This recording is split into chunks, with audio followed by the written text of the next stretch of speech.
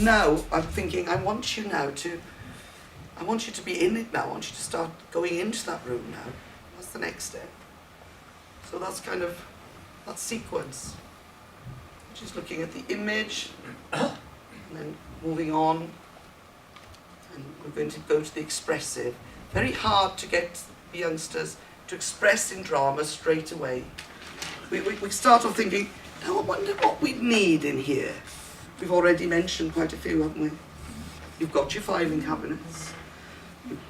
You've got your computer. For example, I might have a telephone. You know, so I'm just doing a rough drawing of my telephone.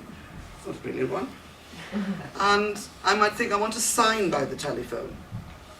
Now this is quite useful to learn this because how we sign things is important. So you might have something that says, please replace the handset after use. So you think of a sign to go with your place where you think it's important to have here, and you think of a sign that goes on that. And the sign generates some sense of movement, I think. So you could have something that just says telephone. And for little ones, you might be glad that they just recognise, and you might have telephone for little ones.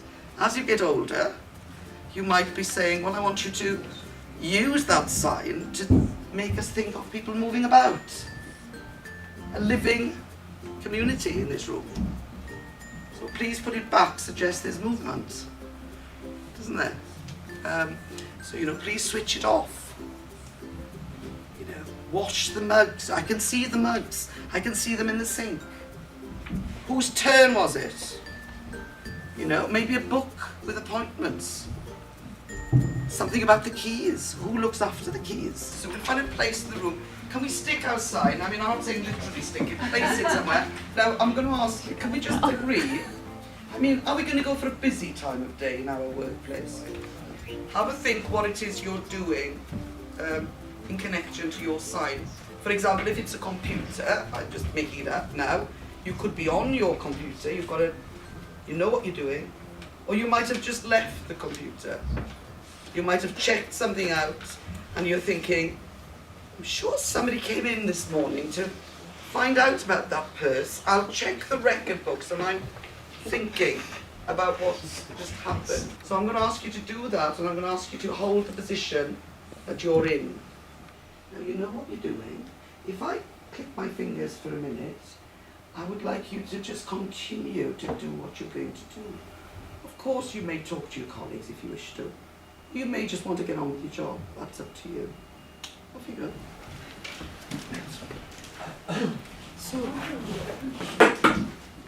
Just give it your phone out about this too. Kan vi kika längre någonting biraz? Hello. Klik yaptıktan Yes, I'm just trying to find out about this. Yeah, really?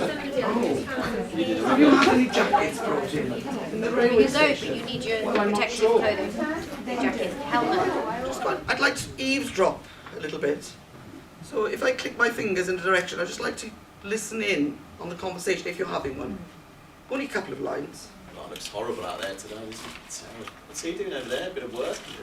I wonder who opened that window again. This is the third time I had to come here and check the alarm system because she's just not getting her stuff into line.